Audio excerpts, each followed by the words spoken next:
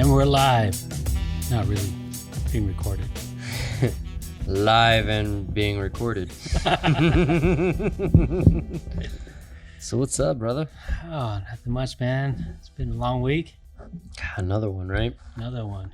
I tell you, man, it's nice. Like we were talking about earlier, we got some cool weather today, cooler than it had been. Yeah, You know nice what I little mean? break. God, it's been brutal the last week and a half or so, man. Actually, I don't even think it's gotten brutal yet, man. Yeah, that's true. I mean, I say that, but 110 compared to what it had been, you know what I mean? It's just once it starts hitting that 100 degrees, it's 100 and hot every day. It doesn't really matter at that point. Well, at least it'll help settle down all the protesting. Yeah, hopefully, right? I mean, kill the protesting, kill the corona. You know Actually, what I mean? I was a little bit impressed, man. They kept their shit together this week. So far, I haven't heard anything, but they did protest, and had I been at the office, they would have made us, or they made everybody at the office go home early this week. Oh, wow. So, Yeah, so we have this this curfew, you know what I mean? mm-hmm. Which I guess, what was it, 8 p.m. or 5 p.m.? Yeah, 8 p.m. 8 5's a p.m. little bit ridiculous. Yeah, I couldn't remember exactly what it was. And that same thing, that didn't really affect us that much. It's not like I just had to go out every night or anything, and I don't work nights. Kimberly doesn't, but it's just a strange thing, man.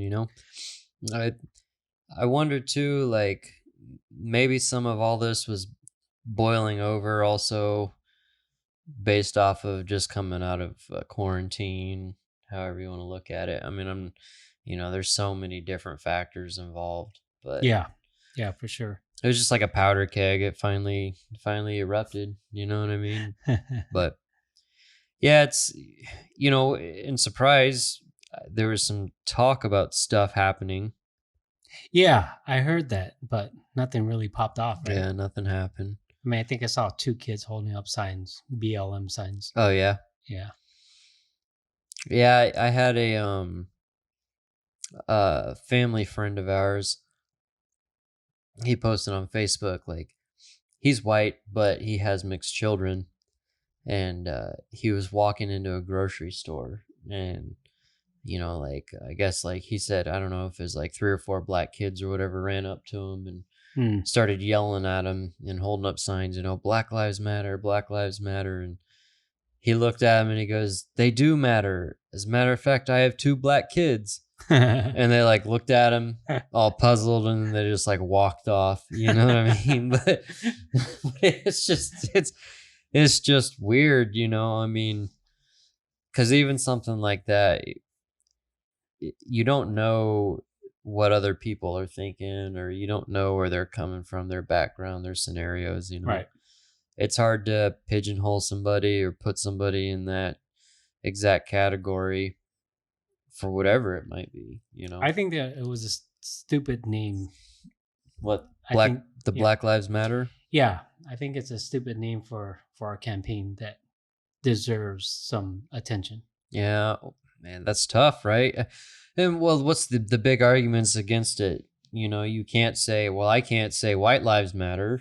You can't even say all lives matter. You can't say all lives matter. Well, I mean, you can, but then you'd be too correct for their agenda. And that's where I think, and kind of like we were talking about before, is like, where do we go from here? Because I mean, if you're already you still are trying to establish lines in the sand based off of a movement, and you can't say all lives matter, but I'm not trying to say that black lives don't matter. You know what I mean? Right. And I'm also not trying to say that my life is more important than anybody else's life. It's just, like you said, how do you approach the movement based off of something like that? It's, and it's no different. Kind of like, we like UFC fighting, you know what I mean? And Cain Velasquez, great fighter, but he had the tattoo that says Brown Pride. Mm-hmm. And nothing again. I have no problem with that at all. Yeah, you don't want to have a problem with Cain. Yeah, and I have no problem with Cain. I love you, Cain. But my point being is like, that's somewhat acceptable. That's definitely more so acceptable than if somebody had a tattoo that said white pride. Right. You know what I mean? And again, I don't have a problem. It's not like I want a tattoo that says white pride. It's just one of those things that, like you're saying, even with a movement like Black Lives Matter, when you word something a certain way, it already, at the outset, just, it kind of gives it its own lane. You know what I mean? And now what are we supposed to do? Right. Like you said, we can't say all lives matter. So what do we say? What do we do? Well, when people hear Black Lives Matter, it implies that only Black Lives Matter. And that's why I say it's a stupid name for a campaign that deserves some attention. You have to put the right kind of focus on to an issue, otherwise it's not going to be addressed correctly.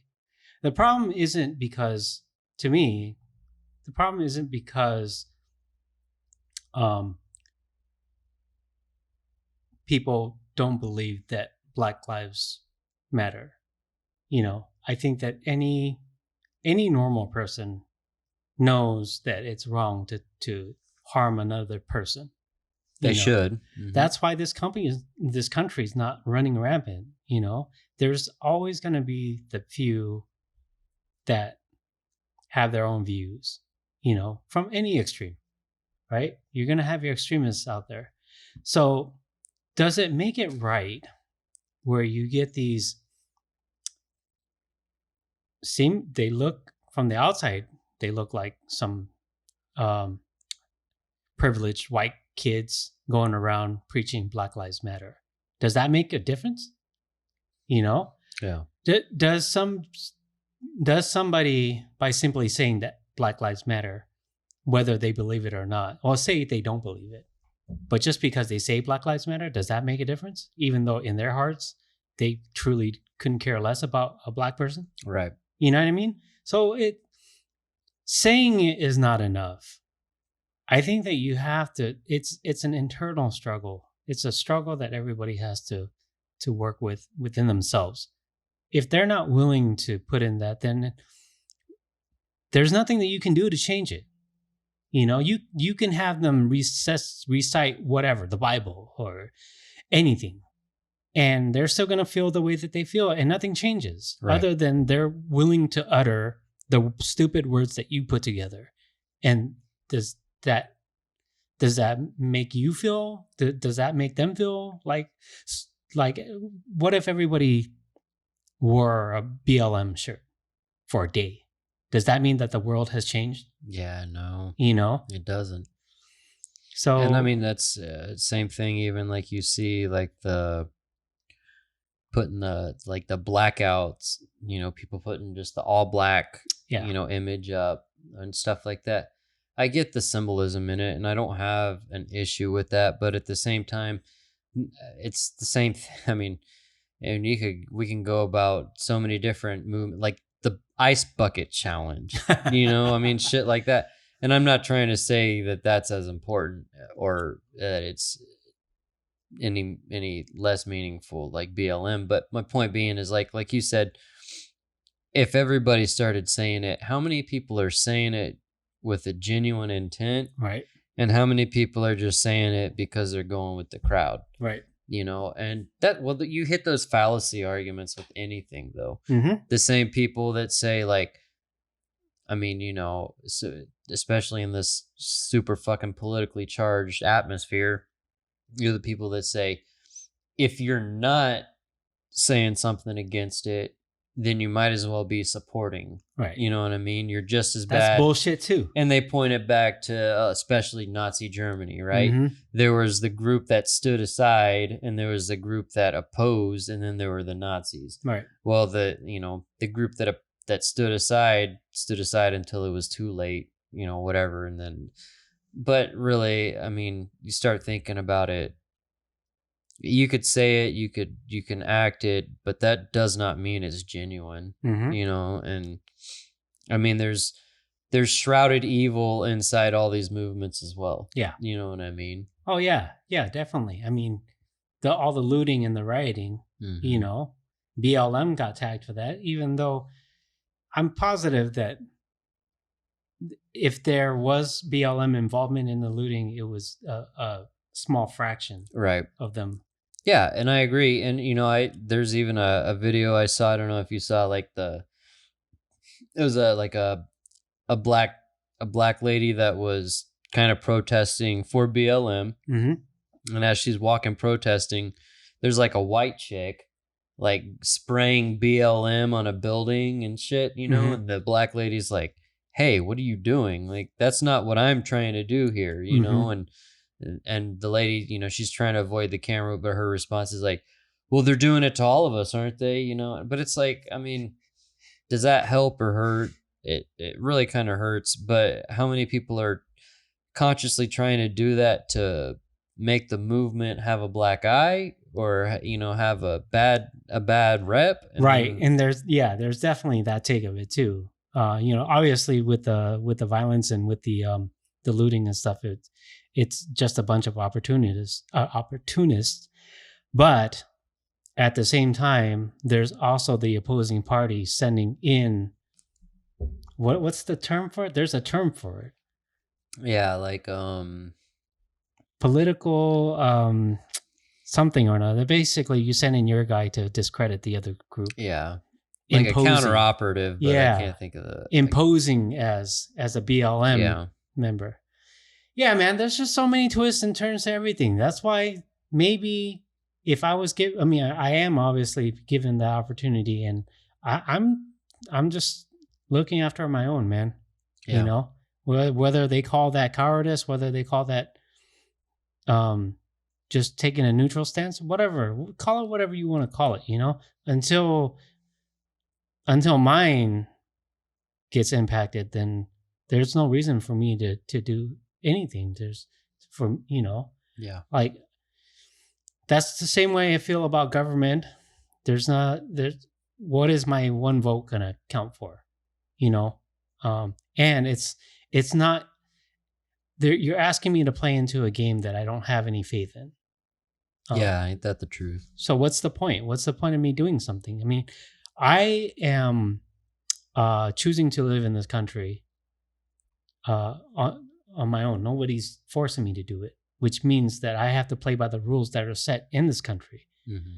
Like America's, we have our laws and we have our regulations. Anybody, there's always room for improvement, and if it can be done, then do it the right way. Otherwise, if you're truly not happy with it, then just go find a place where you're happy. Yeah, There's no one's forcing you to stay here.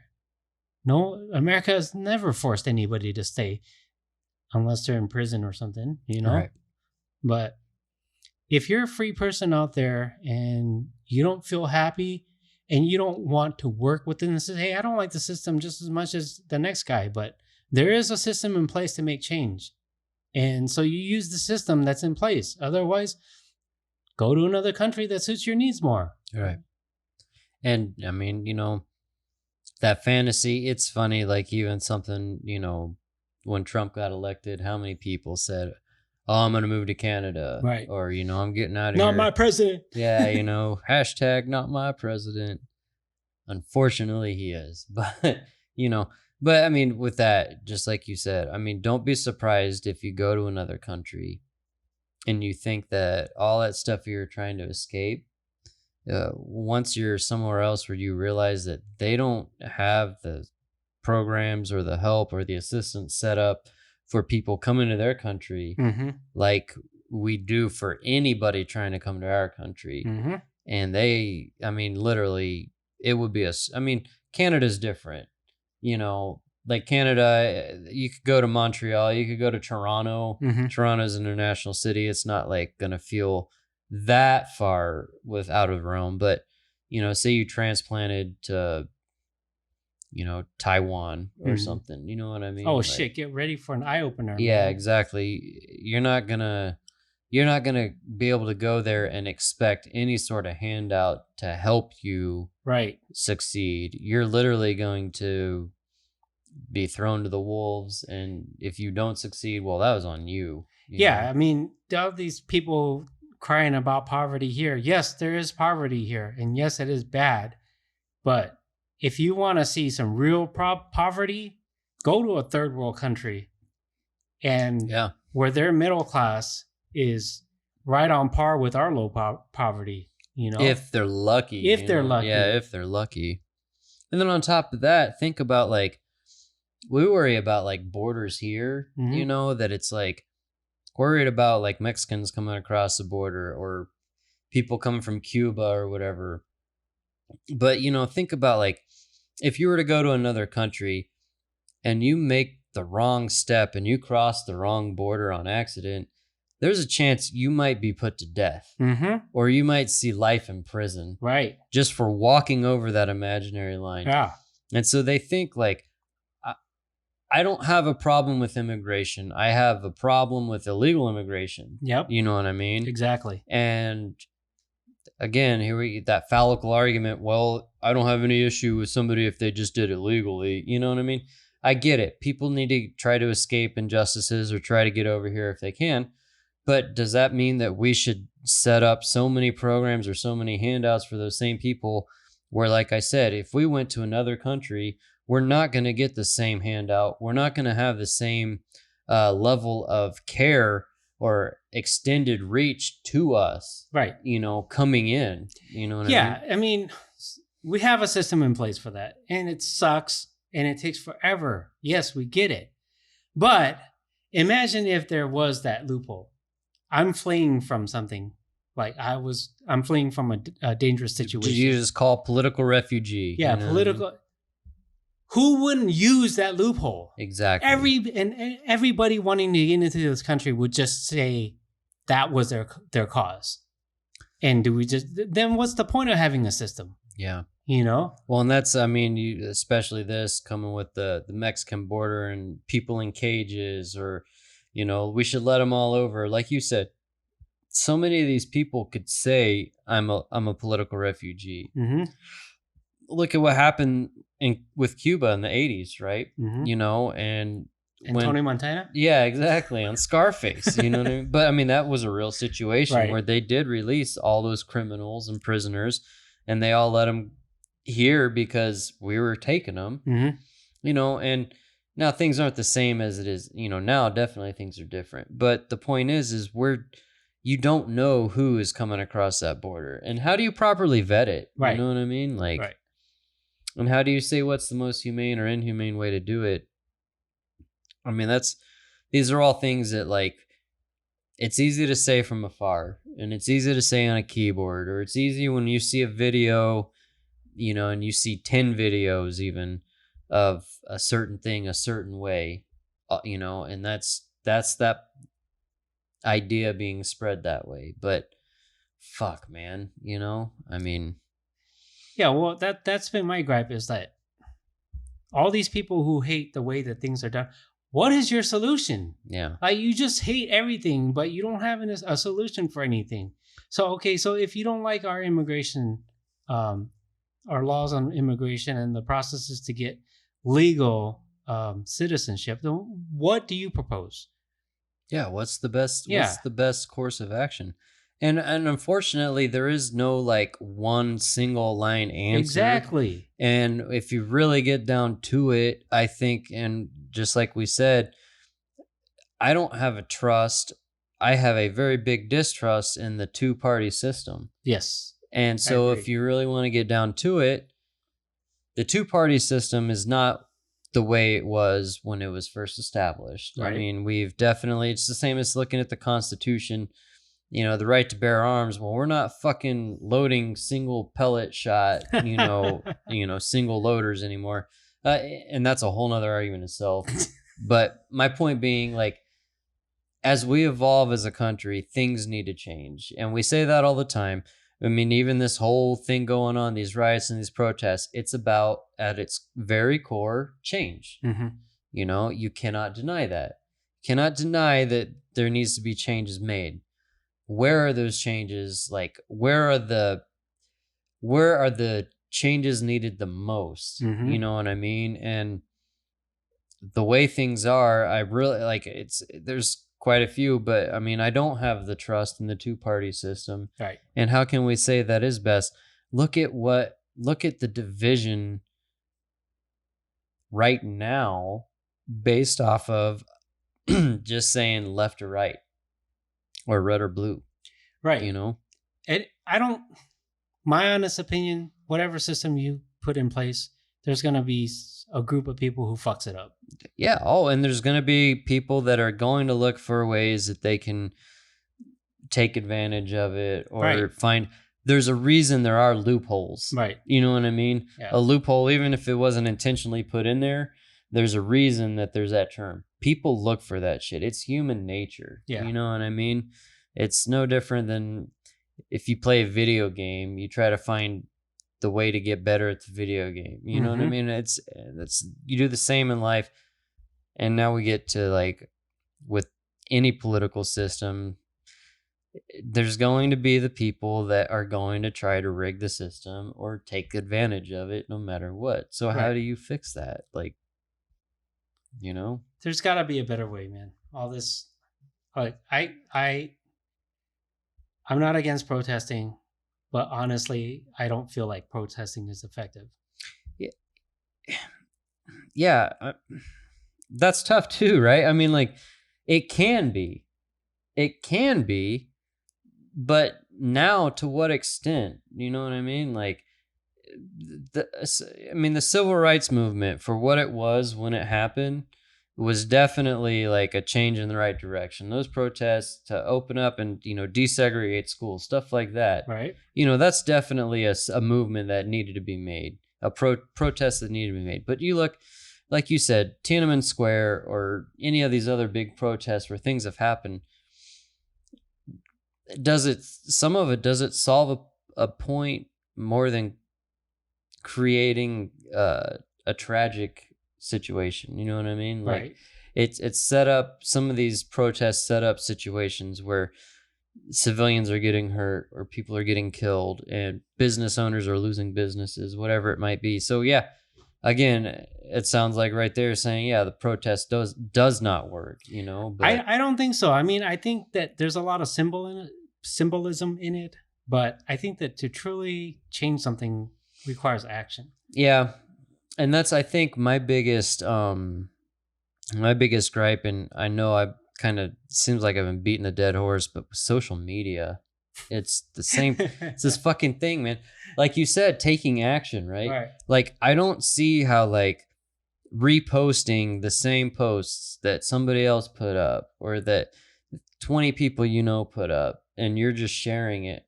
I don't see that social justice warrior attitude for fucking putting up posts as actual change. Right. No, it's not. It's not. It's not. They're just. But that's one of these new forms of awareness, right? Is like, we put this out there, people see it and they share it or they say it. But again, man, I'm too far based in logic, Yeah, and in rationality to sit here and just blindly look at these articles or this, that, and the other is like, that's the only way or that's the best way to get your message across. You know what I mean? yeah, no. And when I say action, I don't mean going out there to loot and riot. Let's Right. get that clear. But what I mean by action is that, like I said before, there's a system in place. If you want to change it, you have to act. You have to get into that system, and you have to make changes. Laws are passed in a certain way, right? It's like your kid. Your kid wants something, and you think that, well, for me, if my kid throws a tantrum, I'm just going to look at him and say, are you done yet? Mm-hmm. Are you done yet? And when you're done, maybe if you can show me that you're responsible enough to get whatever it is that you're crying about, then maybe we'll talk about it. And I look at the country the same way. Like, all these people out there, even the ones who are peacefully protesting, to me, in my eyes, is a form of throwing a tantrum. If you want to get something corrected, then you have to use the system to do it the right way. You have to speak to the people that you elected to be your leaders. You have to write the petition to them. You have to get enough people behind you to petition to them and force them to approach these issues in the way that you want it done. You don't go out there and start breaking shit. Even standing outside and obstructing obstructing people or obstructing commerce, anything.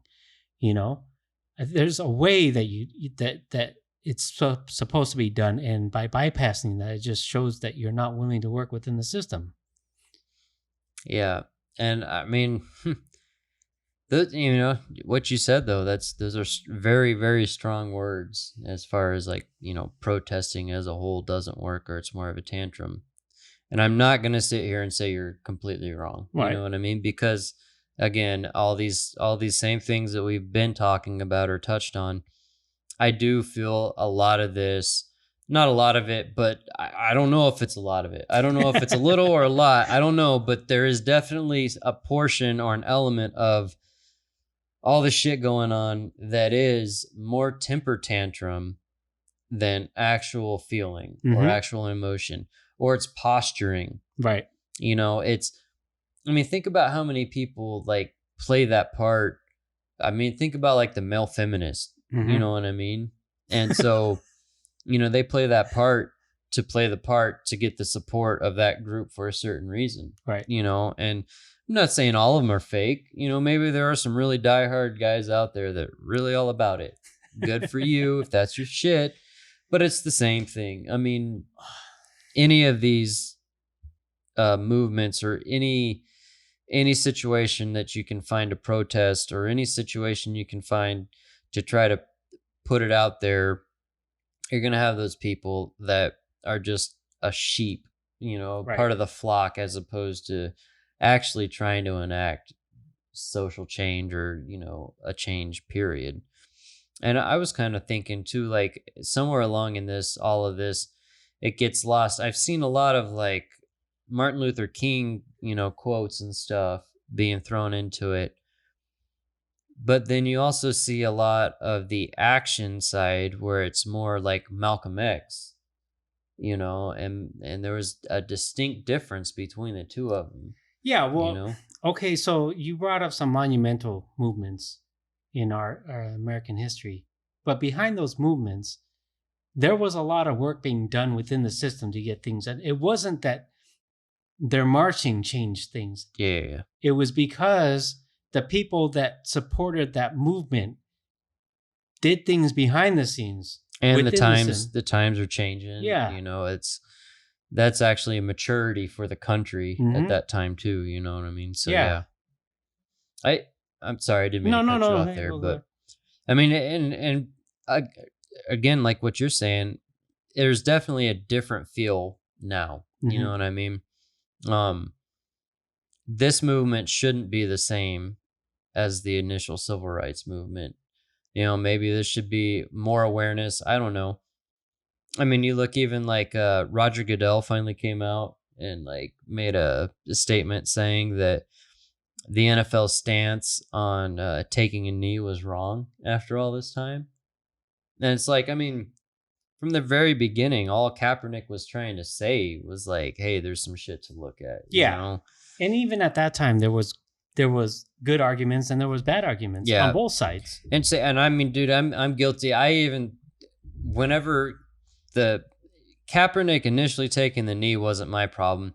When he finally came out with the statement where he said, I believe it was like, America is racist, that was where my issue was, because the only reason I have issue with that is I say to myself, I'm not racist. Right. And I'm an American. Exactly. I don't think you're racist. You're an American.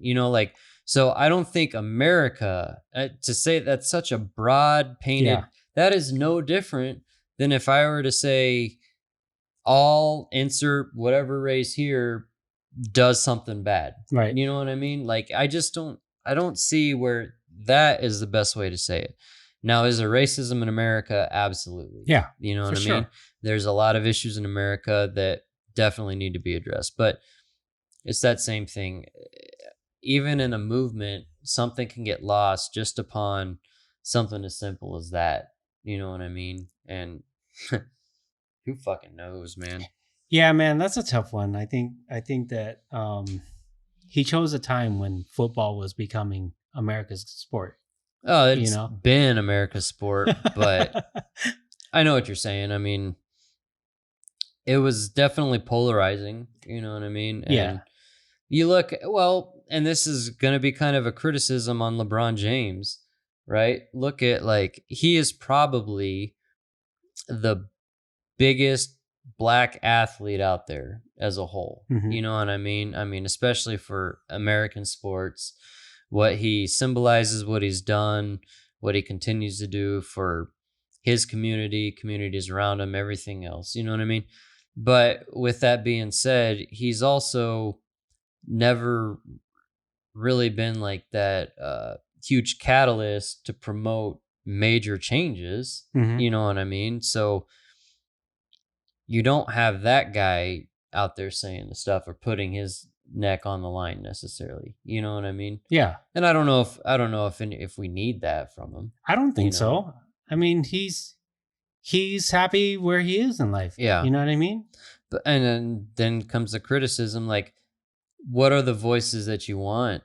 You know, who do you want as your leaders, your prominent leaders and your voices? Do you want your athlete and your celebrity, or do you just want them to do their job? Well, You know?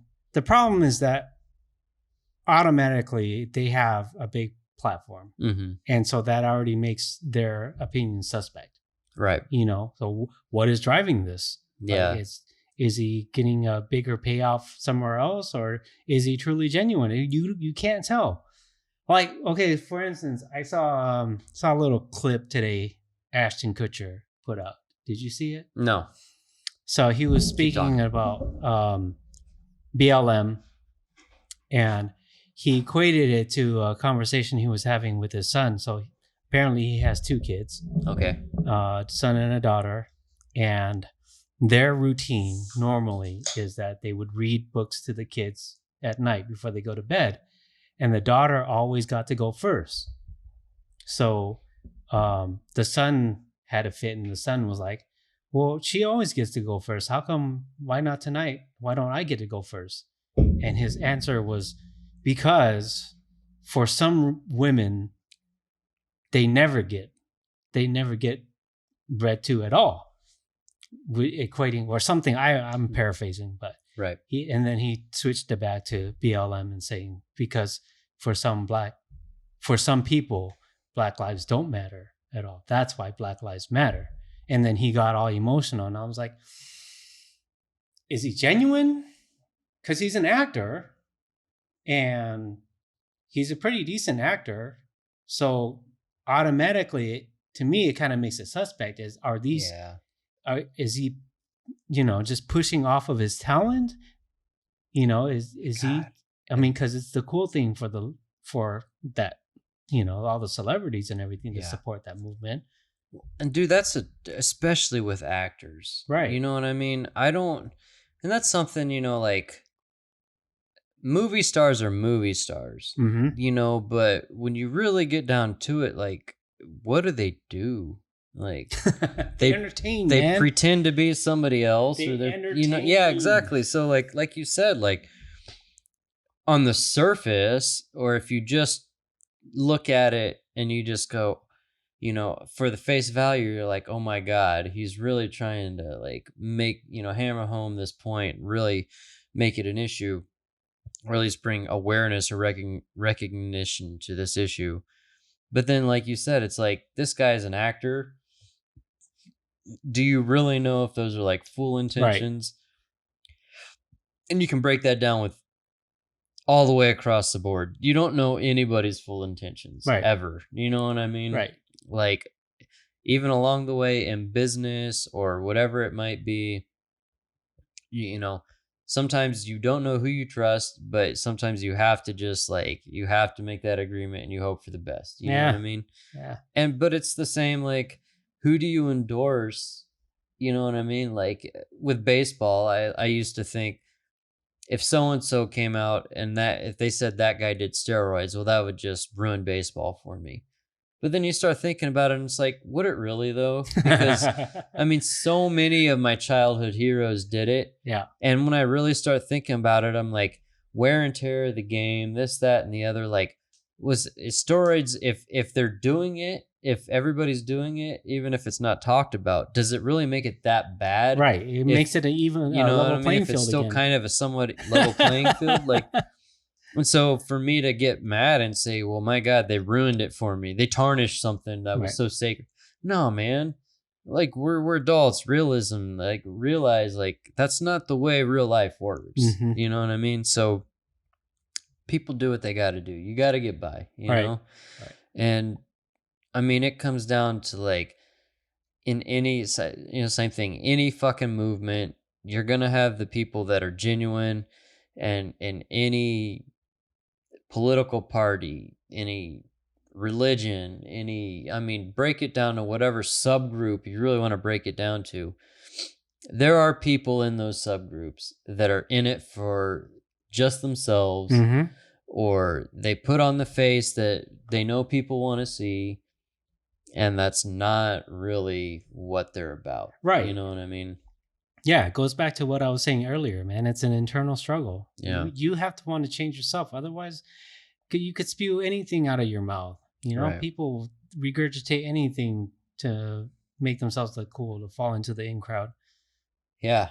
And you look even like with this now coming into these elections, look at all that Me Too movement shit, right? Mhm. And look how fucking, I mean, that swept through and that took out so many people, and now it's not so vocal, but look at the difference between when it was Trump versus when the accused is Biden.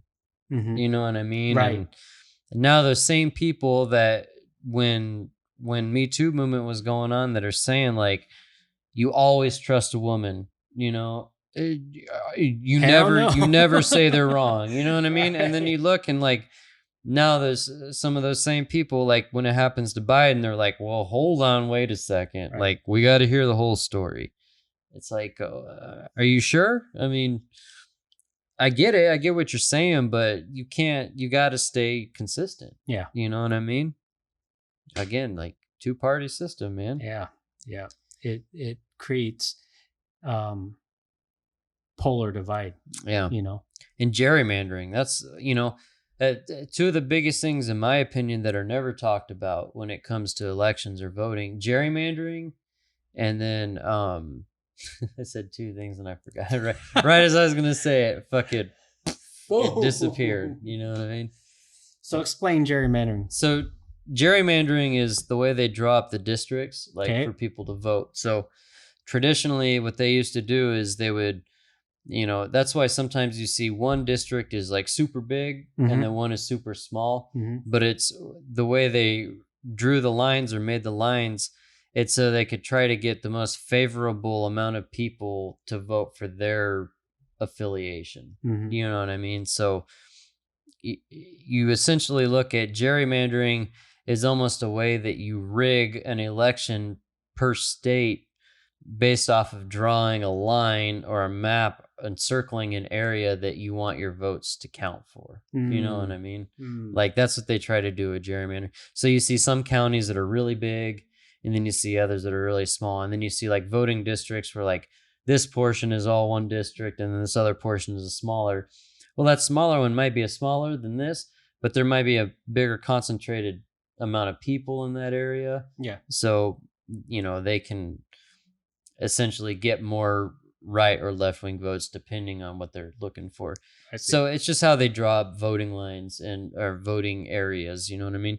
And that's one way that traditionally has always kind of been rigged and set up for them to more set up a specific area that they're targeting.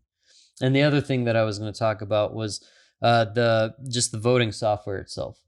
That's really what I was going to say. It was like, yeah, I mean, even look at like the way we walk in. People want to complain about the mail-in ballots, right? Mhm. And I say people. It's not really people. It's they. Yeah, it's a certain set of people, right? Dude, I've done mail-in ballots on both sides of the aisle. Mhm. I have voted mail-in on both sides of the aisle since 2008. Never have I ever heard of it being an issue until this year. You know what I mean? So you take like mail-in ballots as an issue now, voting software as a whole. Yeah, there always seems to be some kind of controversy. Yeah, right? and you're always dealing with these little controversies, and it's so convenient because both sides do it Right. one way or another. Right. oh, well, we had dead people voting, Mhm. or we had double voting here, we had inconsistent voting. Oh, well, these ballots don't count. These absentee ballots, we need to throw these out. You know, you go into all these little voting rules and regulations, and it's all just same thing. It's all just little manipulation here, little manipulation there. And it's funny because both sides say they want to change voting, you know, they want to change the way it happens, or they want to change the softwares, but we need to get into office before that can happen, you know. And then once somebody's in office, nothing changes. How complicated can that be, man? I mean, it really doesn't have to be that complicated, but this is one of those rabbit hole things you could get down to it. And when you start seeing it, the people that own these voting polls, or own these softwares, and own this or that, you know, it comes down to, you know, basically there's an agenda behind it. Yeah, well, I mean, it's all bullshit anyways, right? Exactly. Because your votes, they say your votes count, but do they really? Because it just goes up to the electoral college. Yeah. The electoral college vote is what counts. Yeah, so why do we have again, popular vote versus electoral college? Why do we need the electoral college if we have popular vote, or vice versa? Exactly. You know what I mean? Why does the popular vote even count, or why does it matter if what it comes down to is just electoral college? And this last election is a perfect example of that, right? You know, I mean, Trump wins because of electoral college, even though he was behind in the popular vote. Yet he said he was ahead in the popular vote, but he wasn't. Because it was fake news, man. Yeah, whatever. You know, I mean, who knows? Who fucking knows? But the point being, just like you said, yeah, like, do our votes even matter? Does it matter if it's a mail-in? Does it matter if you walk into a polling station? Because even if you walk in, or I walk into a polling station, we can vote just to find out that our vote, and we wouldn't find out. Right. We won't find out, but comes out later that X amount of votes were discarded because of this reason or that. Those could easily be one of our votes, just because we showed up there and, you know, they came up with the reason. There's technology advance. Actually, it doesn't even take an advanced technology. You know, you could dump every single ballot into a database, apply unique identifier by social security number for each ballot. Yeah. If it generates an invalid unique identifier or a duplicate unique identifier, those get kicked out, and then you'll address those separately. Yeah. Here's what's crazy, right? People will argue what you just said based off of, well, you could fraudulate the system. Somebody could get in there and try to start manipulating the system. Probably. You know, yeah, probably. But then there's the same kind of along the lines of like the people being like, well, we should all download this app that says that we've either been tested for COVID or haven't been tested, and it'll show everybody we've been around that has it or doesn't have it, and then we can just delete that app when we don't need it anymore. And then the government will know and every footstep. And and then we'll be okay. But it's like, oh, come on, man, let's get real. You know, like you said, there are so many ways you could do it. It's just so much convenient. So it's so much more convenient and easier to talk about it and to not make the change on both sides of the aisle. Because if you really got, and the same with like the two-party system. I think if Biden were to come out and when he won, if he wins, if he came out and were to be like, hey, this whole system is shit, we need to change all of it, that right there might make him better than what Obama ever was. You know what I mean? Just if he was, but he wouldn't be the guy. Trump definitely won't be the guy. No president will be that guy that comes out and says, we need to change our system. Right. You know, it just won't happen. Yeah. You know what I mean? Won't. And same thing. It's easy to talk about how we need to change voting systems and change the way it's all done, but neither side changes it. Nope. Because why? I mean, the only thing from a logical standpoint would be they don't change it because there's something that they understand about it or know about it that they can use to their advantage one way or another. Right. It's like going to the casino and playing a game that you understand. It's still a gamble, but you understand the game. I mean, you're going to have better odds at blackjack if you're counting cards than if you're not. Right. You know, now if the casino kicks you out for counting the cards, that's up to them. Right. If they don't, hey, then so be it. I'm going to fucking do that all day. Right. Exactly. You know? If they do, you just go to the next casino. Yeah, and that's absolutely the reason why they choose not to change the system. Yeah. There's each party has learned their own tricks of the trade to learn how to skew numbers their own way. So, and you're right. Even if I did design a system that would work, there would be people who would try to discredit me for it. So that in itself creates an obstacle for anybody who would want to create a system. Yeah. And that kind of is, that ties all this together, kind of like we were saying. It's so easy to want change or to ask for change, but to know that change is not that simple. It's not, and it shouldn't be simple. Mm-mm. Otherwise, we'd be flip-flopping every other day. Mm-hmm. I look, and I've said this before. I don't know if I've said it on the show here, but I respect Trump in the sense that he takes a stance.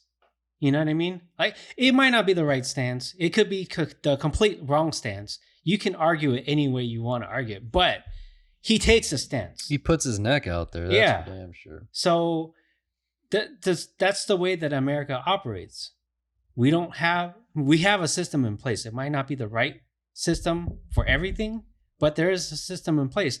And most notably, we have a system in place to make changes. Right.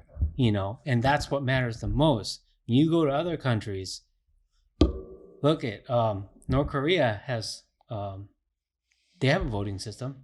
They have a democratic system. Who wins every year? Same thing with Russia. Go figure, right? Yeah. Oh, big surprise. He didn't even run a campaign, anyone. Right. And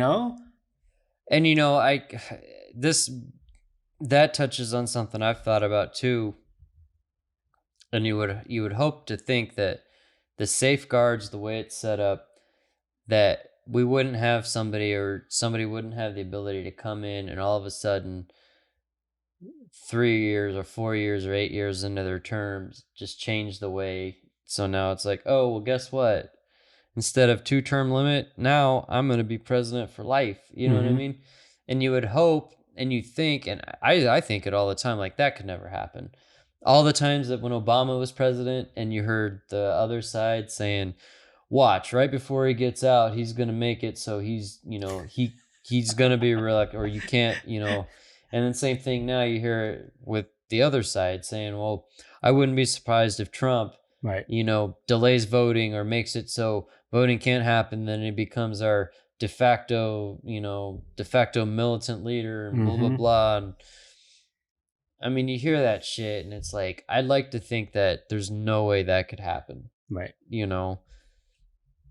Bottom line is you don't know, I guess. Yeah, you don't know until it comes up, but it'd be next to nearly impossible task for somebody to take. Yeah, and like for me being a betting man, like you're saying, touching with gambling, I'll take my chances and odds to bet against that happening. Right. You know what I mean? I would bet I bet the house against that happening. But dude, it's the way things are going now, man, you know what I mean? You never fucking know. Yeah. No, that was going back to our gambling analogy. That would be like you're playing roulette and you're betting on the ball flying off of the wheel and landing on the craps table on a specific number. Yeah, exactly. Landing on hard 4 or something, right. That's my bet. I hit that bet. Imagine that's one of those bets that you would bet every day of your life. That dollar bet, bet every turn. That dollar bet. If it hits, and that one time it hits, I'm a genius. Man, speaking of fucking gambling, dude, I've got the itch, man. I've definitely been getting. It sucks. Like, I wanted to do Masters Worlds this year and go to Vegas for the jiu-jitsu tournament. But part of that too is just you get to go to Vegas. Yeah. You know what I mean? And we have casinos around here and I wouldn't even mind going to that. But yeah, I've definitely been getting the itch, man. It's been too long since we played some fucking tables. You know what I mean? Oh yeah. I just I don't know. The feel out here, it's weird. I think it's the feel isn't the same anymore, like going to a casino as a whole for me as it used to be. Yeah, I think that it's a cycle, man. Like once you get stuck in that cycle, it feels like it's something that you have to do every day. But then once you get out of that cycle, it's like, whatever. That's so fucking. Well, wait till you hit up a table again, man. That'd be I know. fucking crazy, dude. Yeah. I hear they have like plexiglass dividers between at the table games. Oh yeah. Yeah. It's gonna be interesting to see like what a casino looks like now. You know what I mean? I don't know. I hadn't even really thought about that. I kind of hope that this whole COVID thing blows over and everybody realizes it for what it actually is. It's just another threat out there amongst the thousands. So now that we've had like what? I mean, we've definitely talked about it for the last couple weeks. Yeah. And we've gotten, it's slowly but surely getting away. But, from where we talked about it like a month ago or 3 weeks ago, 4 weeks ago, whenever to now, do you still think like, I know my opinion has changed about it as a whole. Like, do you still think that we're going to adopt going forward kind of that mentality of more like everybody wears masks as a whole in general more often? I don't think that we're ever going to get to that No? because America is too individualized. Yeah, okay. Everybody's out for what makes me comfortable. Mm-hmm. What I don't understand is why the media is still playing this game for so long. Mm-hmm. Okay, so my morning routine is I wake up, because I wake up way before my alarm goes off, before I need to. And then I'll play the morning radio station to see what's going on, And every day they're still pushing COVID. Numbers in Arizona have increased. We're the number one now as far as most cases per day. I saw yesterday, yeah, we're like one of the we were one of the two states they mentioned about. Us in Oregon. Yeah. And exactly. Texas is the third. Mm-hmm. But they don't want to elaborate. And the elaboration is that we're testing way more. Finally. We're testing way more than everybody else, and which is why we have more cases. We have more new cases. So to touch on that I got a question for you, because I was driving by the other day. I was driving by the closest facility to me that I know that's a testing spot. With their, Dysart and Greenway, or Dysart, is it Greenway? I think it's Greenway. Anyways, so I drove by there the other day, and it was the most amount of cars I'd seen in that line. Yeah. Throughout this entire last 2 months or whatever. Mm-hmm. And I was wondering, like, are those still the same people that are getting the orders to go do it? Or is it just now because the testing is becoming abundant enough or regular enough that you can just go get tested more if you just feel like you need to? No, you still need a doctor's order. Okay, so you still need the doctor's order. Right. Okay. And I wasn't sure about that. Now I'm going to blow your mind. Guess the accuracy rate of those tests. Oh God. I don't know. Not good. 30%. 30%. 30% accuracy. So how many people fall under the radar? Right. And dude, this, what blows my mind is on both sides, like you can find an argument for either side, right? You can find the argument that says like, well, testing numbers or the numbers are going up. But like you said, well, yeah, but testing numbers are going up. So the numbers should go up.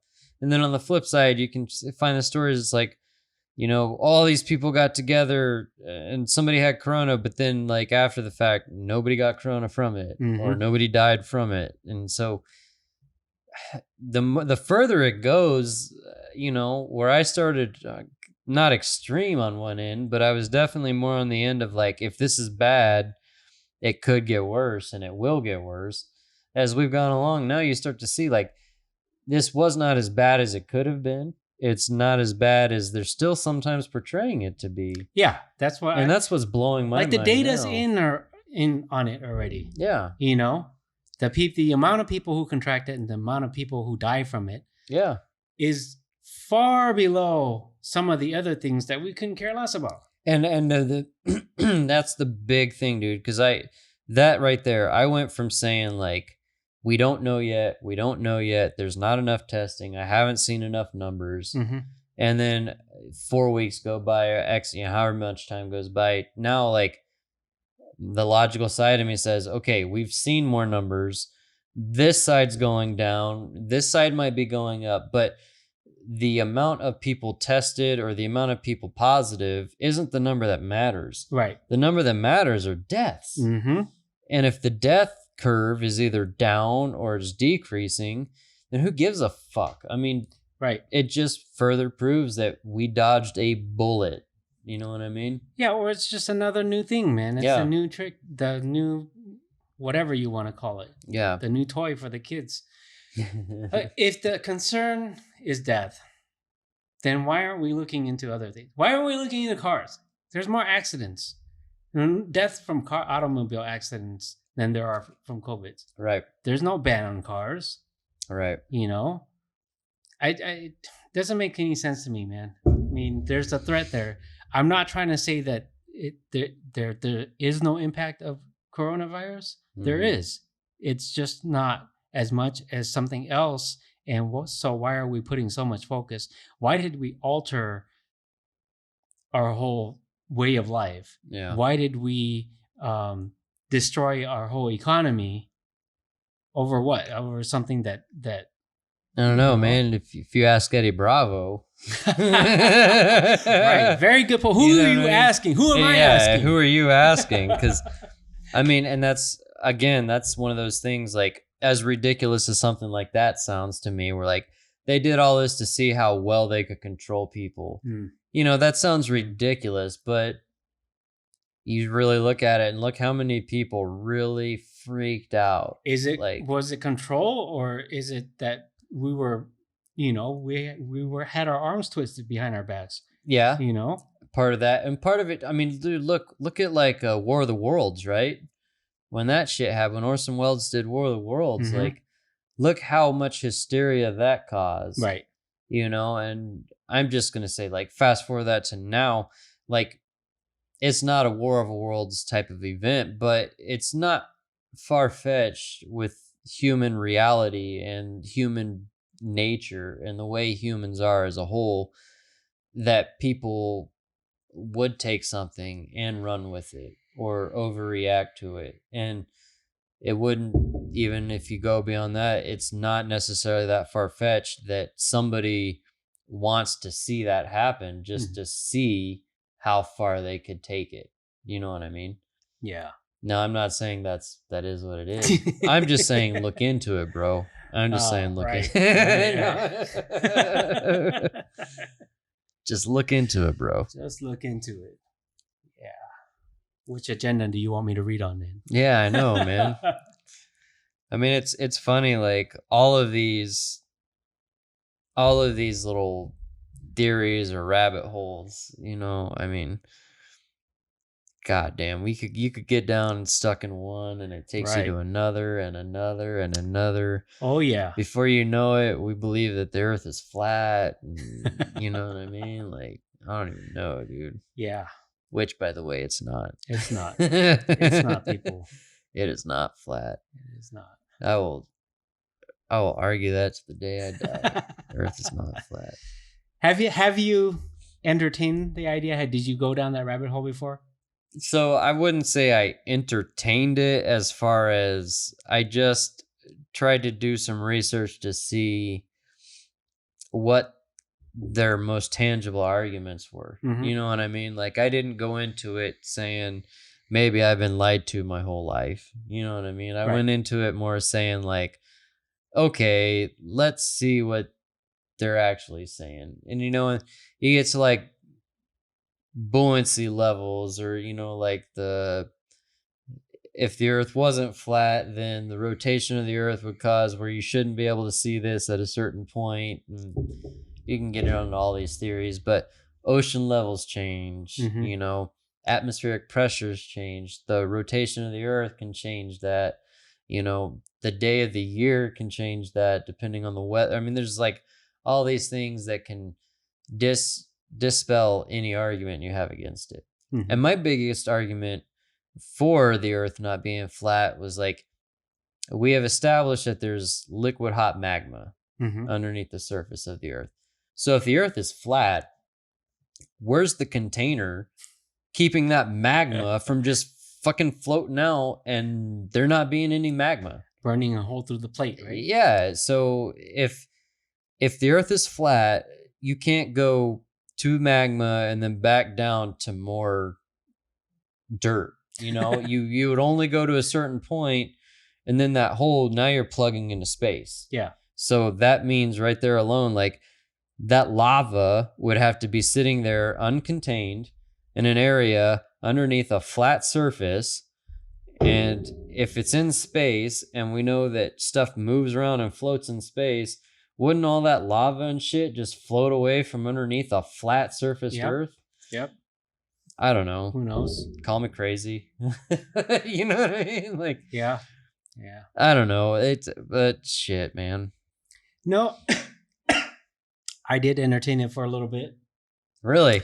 I did. I kind of took more or less your approach towards it to see whether, and they have some people who can speak really eloquently on the subject. Yeah. Have you seen the movie Thank You for Not Smoking? Or Thank You for Smoking? What is it? Is it I don't know. Thank You for Smoking? I think it's Thank You for Smoking. Haven't seen it. Okay, well, anyways, point being, there are people that are very good at making points for subjects that are not valid whatsoever. You know what I mean? Yeah. Anyways, continue your story. No, so I think I was already over it at the time, but Neil deGrasse Tyson said something, and I don't really even care for him much, but he said something that made a lot of sense to me. He said something along the lines of that the laws of the universe have no obligation to make things that make sense to you. You know what I mean? Yeah. And that in itself does make sense, though. Yeah. You know what I mean? Yeah. I mean, just because we can't rationalize it, or there's no reason, or there's no evidence that we can prove because we don't operate on that level. You know what I mean? You could say, you can argue any perspective until you're blue, but the universe does what the universe does, and it has no bearing on what you believe. So, or what you believe has no bearing on it either. You know what I mean? Exactly. Whatsoever. Yeah, and that's true. So, okay, so he said that, but then how did you get into really entertaining the flat Earth from that? So I got entertained into the flat Earth because I was exposed. Okay, so I started to go into another rabbit hole already. So my mind was in that mode, I was getting into the Mandela effect. You ever heard of the Mandela effect? Yeah. Yeah. So I was doing research into the Mandela effect, and I was going deep. I was like, oh shit, a lot of this is starting to make sense to me, like I can relate to a lot of these arguments that they have. And then that naturally led over to the flat Earth. So my mindset was, I was already in the skeptical mindset, like don't trust nobody, don't trust anything. Right. And then I ran across this video about this guy who, the way he speaks makes it seem like he's really not just smart, but believable. Okay. And claiming that he's done all this research and his is proof and here's why they're wrong. And it makes sense. For instance, something about one of the Great Lakes. Okay. How you stand on one shore and you shouldn't be able to, based on the calculations, you shouldn't be able to see the other. Shouldn't be able to see the skyline of the city over there. Right. Because of the curvature and everything. But if that was true, and so they said that the modern scientists blame that on just sight, like our eyes aren't capable of seeing. No. Modern scientists are blaming it because of the curvature, and what he was saying was that it's because the human eye is not powerful enough to see that skyline with the naked eye, especially on a cloudy day or when the smog is high. But he says you take any telescope and you'll still see it the way that it is, and so stuff like that kind of reinforced his opinion on why the Earth is flat. And so I started getting more into it, and I was like, "Oh shit, this stuff makes a lot of sense." Oh man, like have we been lied to all our lives, and what's the agenda and what's the motive behind it? And it's the dumbing of society so that um we wouldn't, realize the truth, and we wouldn't ask any questions. So we would just blindly believe whatever it is that's Well, whatever told we've us. been told. Yeah. So what kicked it out for me? This was like after like a month or so of like kind of almost buying into it. It started getting religious. Okay. That like totally knocked me out of it. So how did it like start getting religious? So it got religious because the supporters of it said that God created the earth and God made us unique. So even though you can see all the other planets out there and they're spherical in shape, does not mean that Earth is spherical in shape, because God created us and He created us to be unique. And I started listening to that bullshit, and I was like, you guys lost me, man. Yeah.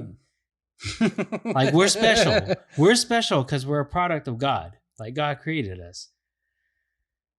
So I was like, you almost had me, man. You almost had me. I was close. And no knock on anybody who's religious.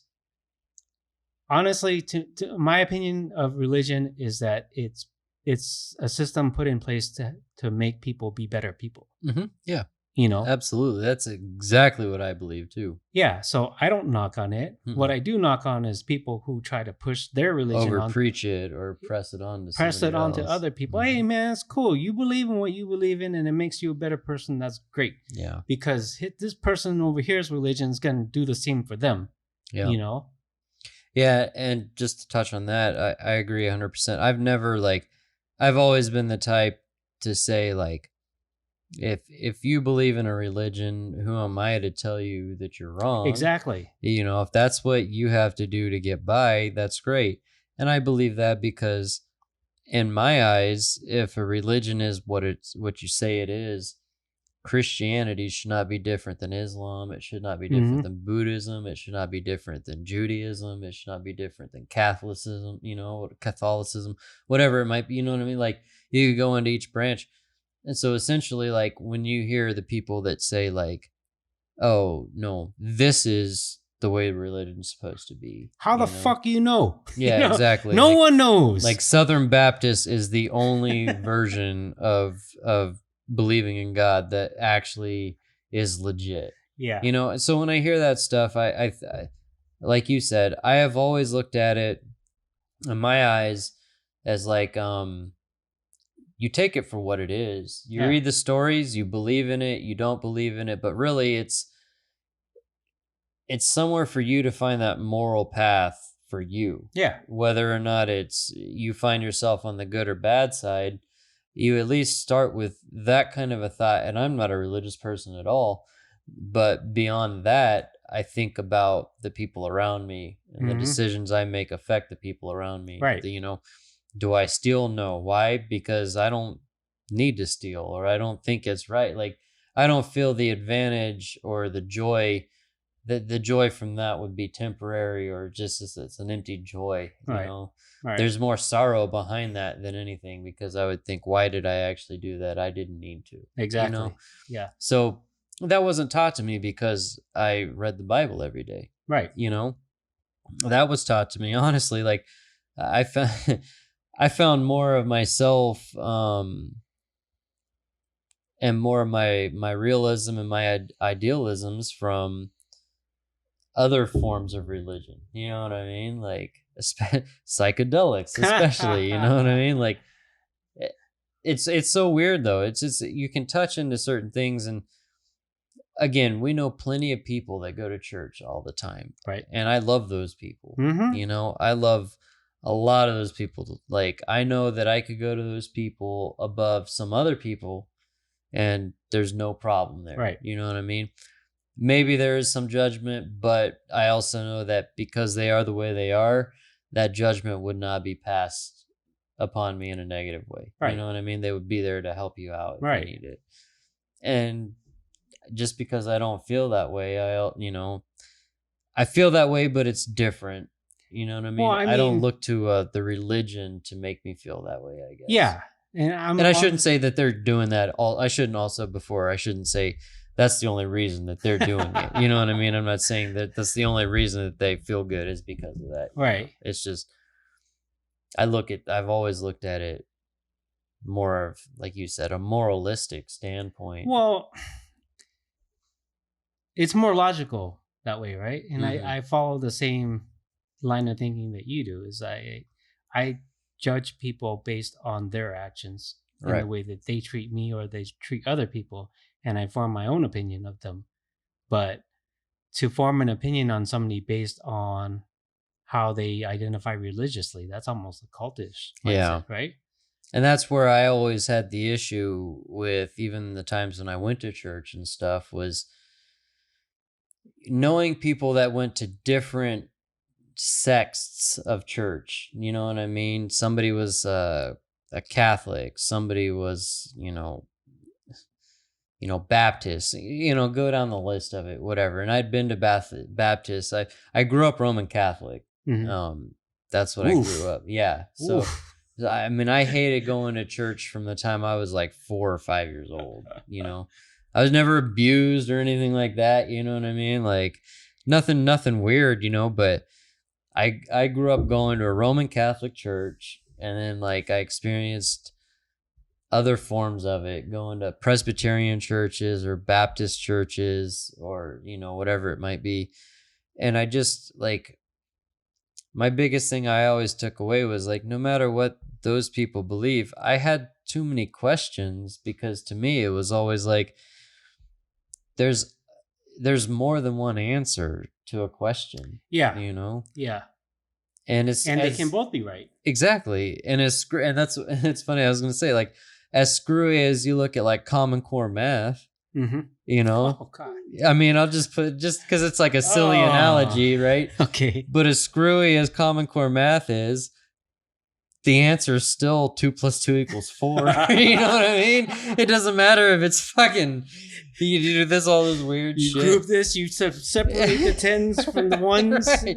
But my point being is, like, you still get the same answer. Right. Now, I am not in support of Common Core math at all. You know what I mean? But I think it's funny at the fact that, like, any religion, they should all be on a level playing field. There's not one that should be above another one if the ultimate goal is to be in the same spot, Yeah. Yeah. That's that gang mentality, man. That's like our Crips and our Bloods that run this country. Yeah. Yeah, no, even from a young age, I had the same questions that you had. Well, my biggest problem with Catholicism at all, because that was the only other exposure I had to, um, was the denial of admittance to heaven if you didn't believe in Christ. All right. And that never sat well with me, even at a very young age. So, and I'd always say, so just because I don't believe in you, even though I'm a good person, means that I can't get into heaven. Right. But the bad people, as long as they say that they believe in you, then they get into heaven. That doesn't make any sense to me. Mm-hmm. And even though you go and you do bad things, intentionally do bad things, all you have to do is ask for forgiveness and you get to go into heaven.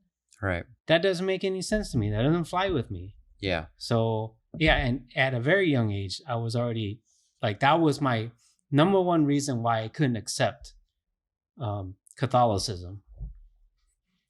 Yeah. It's funny, even like touching on that exactly. So I knew, like I said, multiple people from different religions, and a lot of them were always, every Sunday you go to church, or every Wednesday even you go to church, every Wednesday and Sunday, or you do certain things because this is the way, this is the path, this is the way we're supposed to do it, But then a friend of mine, like one of my best friends growing up, and his dad was very religious, like super religious, except he was the first guy that I had ever met that was religious. But he told me, he said, it doesn't matter if you go to church. Mm-hmm. He said, the people that go to church every Sunday, and I'm definitely paraphrasing this, but basically it was the people that go to church every Sunday, they're doing that because they feel that's how they need to fulfill their idea of worship or how to Right. get by. But he told me, he was like, they went to church, not every Sunday, but, they went to church on Sundays. But he told me, he said, he doesn't, from what he's learned and what he knows with religion and stuff, you don't have to go to church every Sunday if you believe in God, for God to understand that you believe in God. Mm-hmm. And he always said to me, like, when you get this, I do remember, he's like, when you get to the pearly gates and it's your time and he asks you, if you tell God that you believed in him and you're telling the truth, he'll let you in.